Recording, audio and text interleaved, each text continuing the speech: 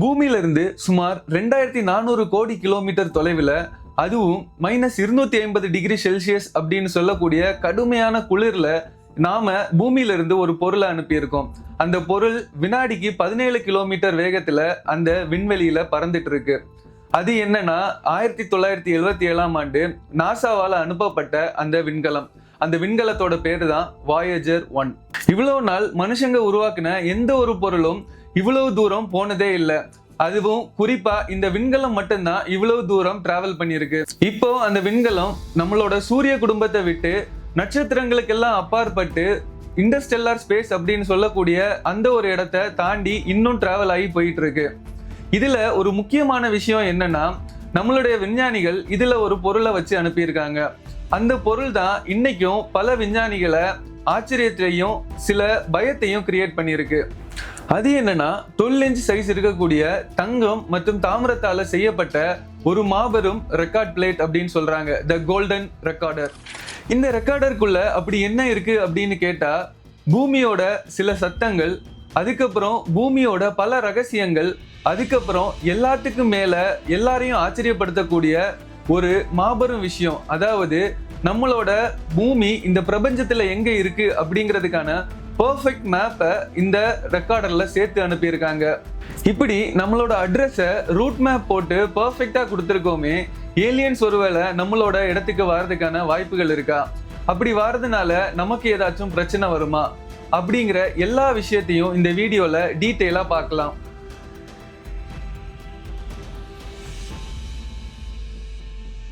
Welcome back to our channel. நான் Edwin, இது with Edwin.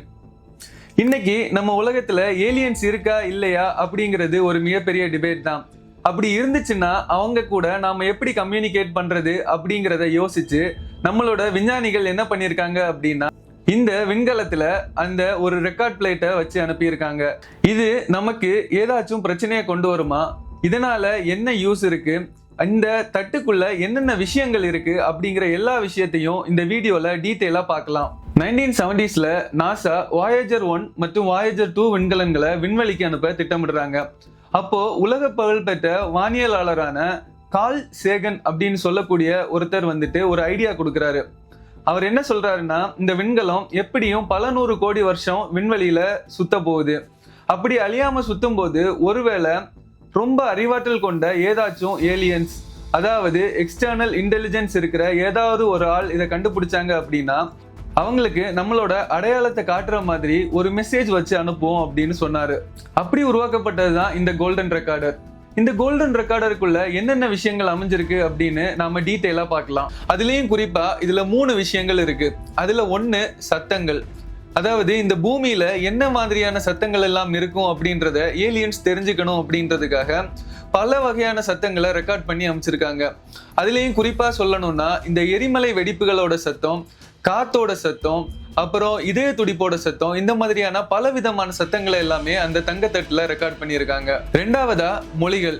பல கோடி கிலோமீட்டருக்கு அந்த பக்கம் இருக்கிற ஏலியன்ஸ் யாராவது இந்த தங்கத்தட்டை பார்த்தாங்க அப்படின்னா, அதுல நம்மளோட உலகத்துல இருக்கிற 55 மொழிகள்ல வணக்கம் அப்படின்னு சொல்லக்கூடிய வார்த்தையை ரெக்கார்ட் பண்ணி சேர்த்திருக்காங்க.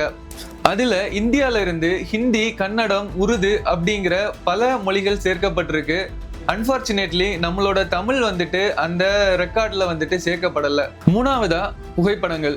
அந்த புகைப்படங்கள்ல மனுஷங்களோட டிஎன்ஏவோட அமைப்பை பத்தின போட்டோ, அதுக்கப்புறம் சூரிய குடும்பங்களோட போட்டோ, அதுக்கப்புறம் நம்மளோட உணவுகளோட போட்டோஸ், அப்புறம் வந்துட்டு பல கட்டிடங்களோட போட்டோஸ் அப்படின்னு 115 போட்டோஸை வந்துட்டு அதுல என்கோட் பண்ணி அனலாக் முறையில என்கோட் பண்ணி சேர்த்திருக்காங்க. ஆனா இவ்வளவு பண்ண நமக்கு இதுல மிகப்பெரிய ஒரு அறிவியல் சவால் இருந்துச்சு. அது என்னன்னா, இவ்வளோத்தையும் பண்ணிட்டோம், பட் அவங்களுக்கு நாம எங்க இருக்கோம் அப்படிங்கிற ஒரு விஷயம் நாம சொல்லாம விட்டுட்டோம்னா, ஒருவேளை இந்த தட்டை கண்டுபிடிக்கும் போது அவங்க எப்படி நம்மளை வந்துட்டு கான்டாக்ட் பண்ண முடியும், இல்ல நம்மளோட இடத்தை அவங்க எப்படி ரீச் பண்ண முடியும் அப்படிங்கிறது தான் அன்னைக்கு அவங்க ஃபேஸ் பண்ண பிரச்சனை. இங்கதான் பிராங்க் டிரேக் அப்படிங்கிற விஞ்ஞானி ஒரு மாபெரும் ஐடியாவை பயன்படுத்தினாரு. அவர் விண்வெளியில இருந்து பல்சர்ஸ் அப்படின்னு சொல்லக்கூடிய நட்சத்திரங்களை மையமா வச்சு ஒரு மேப்பை வரைஞ்சாரு. அந்த பல்சர் அப்படிங்கிற அதிவேகமா சுழலக்கூடிய அந்த கதிரியக்கத்தை கொண்ட அந்த அடர்த்தியான நியூட்ரான் நட்சத்திரங்கள் இந்த பிரபஞ்சத்தோட லைட் ஹவுஸ் மாதிரி செயல்படும். கோல்டன் ரெக்கார்டுக்கு மேல இருக்கிற இந்த நட்சத்திர வடிவ கோடுகளை பாருங்க. இதுல 14 நட்சத்திரங்கள் எங்க இருக்கு, அதோட சுழற்சி வேகம் என்னன்னு பைனரி கோடுகள்ல குறிக்கப்பட்டிருக்கு. அந்த 14 கோடுகளும் மையத்துல இருக்கிற ஒரு புள்ளியை நோக்கி வரும். அந்த மைய புள்ளி வேற எதுவும் இல்லை, நம்ம சூரியன். அதாவது இந்த 14 பல்சர்களுக்கு நடுவுல தான் நம்ம சூரிய குடும்பம் இருக்கு. அங்கதான் நாம இருக்கோம் அப்படின்னு ஏலியன்ஸுக்கு துல்லியமா நம்மளோட லைவ் லொகேஷனை வரைஞ்சு சொல்லி கொடுத்துருக்கோம் அப்படின்னு நாம சொல்லலாம். இதை நாம கண்டுபிடிச்சு ப்ராப்பரா அனுப்பி இருக்கோம் அப்படின்னு நினைச்சு ஒரு சைடுல சந்தோஷப்பட்டாலும், உலக புகழ்பெற்ற விஞ்ஞானியான ஸ்டீஃபன் ஹாக்கிங் இதற்கு நேரெதிரான ஒரு கருத்தை சொல்லியிருக்காரு. அவர் இதுல என்ன சொல்லியிருக்காரு அப்படின்னா, நம்மளை விடைக்கும் 1000 மடங்கு ஏலியன்ஸ் ஒருவேளை பவர்ஃபுல்லா இருந்தாங்க இல்ல அட்வான்ஸா இருந்தாங்க அப்படின்னா இங்க அவங்க நமக்கு நண்பர்களா இருப்பாங்க அப்படின்றதுக்கு எந்த விதமான உத்தரவாதமும் இல்லை அப்படின்னு சொல்றாங்க. ஏன்னா கொலம்பஸ் அமெரிக்காவை கண்டுபிடிச்சப்போ அங்க இருக்கிற பழங்குடியினர்களுக்கு எல்லாம் என்ன ஆச்சு அப்படிங்கிறது உலகத்துக்கே தெரியும். அதே மாதிரி இங்க நம்மளை அடிமைப்படுத்தவோ நம்மளோட வளங்களை சுரண்டவோ வாய்ப்பு இருக்கு. அதனால நம்மளோட உயிருக்கும் எந்த விதமான உத்தரவாதமும் இல்லை அப்படிங்கறது தான் அவர் சொல்றாரு. இத சயின்ஸ்ல டார்க் ஃபாரஸ்ட் தியரி அப்படின்னு சொல்லுவாங்க. அதாவது ஒரு இருட்டுக்குள்ள எல்லாருமே ஒளிஞ்சிட்டு இருக்கும்போது எதிரிகள் வரும்போது நான் இங்க தான் இருக்கேன் அப்படின்னு சொல்லி யாரு ஃபர்ஸ்ட் வெளிச்சம் போட்டு தன்னை காட்டிக்கிறானோ அவன் தான் ஃபர்ஸ்ட் பலியாவான் அப்படின்னு சொல்லுவாங்க. இதுவும் அந்த மாதிரியான ஒரு செயல் அப்படிங்கறத தான் சொல்றாங்க. சொல்ல போனா நாம இது மனித குலத்தோட அழிவுக்கு நாமளே போய் இன்விடேஷன் வச்சு அழைக்கிற மாதிரி அப்படின்றது தான் அவங்க சொல்ல வர்றது. இதுல இருந்து இந்த வாயேஜர் 1 விண்கலம் இங்கிருந்து கிளம்பி சுமார் 46 வருஷங்கள் ஆகுது. அந்த விண்கலத்துல நாம பொருத்தி இருக்கிற நியூக்ளியர் பேட்டரியோட லைஃப் கொஞ்சம் கொஞ்சமா தீர்ந்துட்டு வருது. அது 2030 தொடக்கத்துக்குள்ள மொத்தமா காலியாயிரும் அப்படின்னு சொல்றாங்க. அதுக்கப்புறம் அந்த விண்கலம் சுத்தமா சுவிட்ச் ஆஃப் மோட் அப்படின்ற நிலைமைக்கு போயிரும். ஆனா இதை பத்தி நாம என்னதான் சொன்னாலும் இந்த விண்கலம் எப்படியும் பல 100 கோடி வருஷங்களுக்கு அந்த விண்வெளியில அனாதையா சுத்திட்டு இருக்க போகுது. அதே நேரத்துல நம்மளோட சூரிய குடும்பம் மொத்தமா அழிஞ்சு, அதாவது நம்மளோட பூமியே இல்லாம போனாலும் அது நம்மளோட தரவுகளை எல்லாத்தையும் தாங்கி நிற்கிற ஒரு விண்கலமா அந்த விண்வெளியில சுத்திட்டே இருக்கும். இந்த கோல்டன் ரெக்கார்ட் மனித குலத்தோட மிகப்பெரிய கண்டுபிடிப்பா இல்ல ஸ்டீஃபன் ஹாக்கிங் சொன்ன மாதிரி இது மனித குலம் செய்த மிகப்பெரிய தவறா?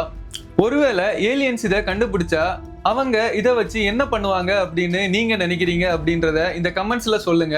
நாம அதை பத்தி டிஸ்கஸ் பண்ணலாம். இந்த பிரபஞ்சத்தை பத்தியும் வரலாறை பத்தியும் அதுக்கு பின்னாடி இருக்கிற உண்மைகளை பத்தியும் தெரியணும்னா மறக்காம நம்ம சேனலை சப்ஸ்கிரைப் பண்ணுங்க. இந்த வீடியோஸை உங்க ஃப்ரெண்ட்ஸ் அண்ட் ஃபேமிலிக்கு ஷேர் பண்ணுங்க. நான் எட்வின், இது வித் எட்வின்.